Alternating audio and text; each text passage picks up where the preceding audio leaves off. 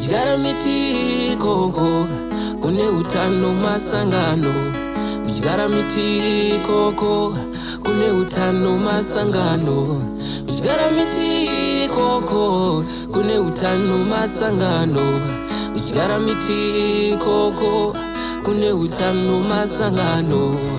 Ukachengetedza environment mulife mako waita achievement. Nyangwe hazvo zvisiri kukupa kana sent, utori captain tokupa armband. Ukaita get rid of marara, urwere munharaunda uchapararira. Tinenge takuraramawo zvisina matyira, paya kuwadzana takabatwa nekorera.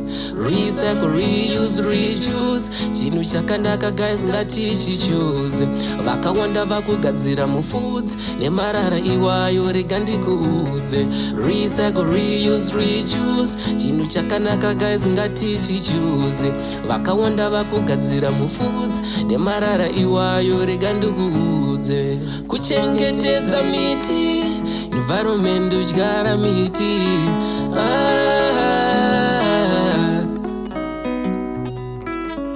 Kuchengetedza miti, environment udyara miti.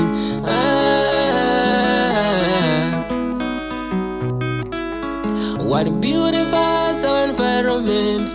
Trees, oh yeah. What beautifies our environment? Trees, oh yeah. What is our favorite color? Green, oh yeah. What is our favorite color?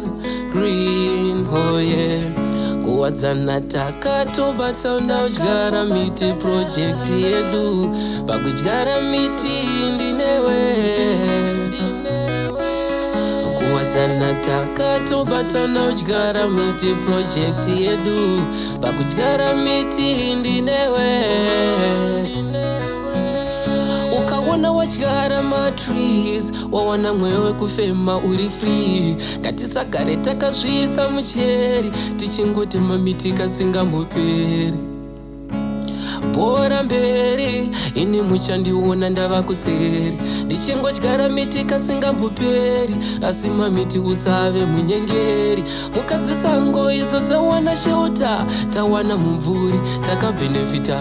Plasma herbs asina maside effects, unongokurungira mumvura wobva wadzuta. Kuchengetedza miti, environment udyara miti.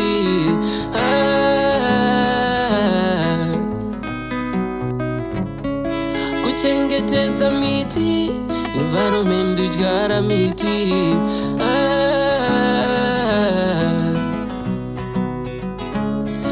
Kuchengetedza miti, environment udyara miti.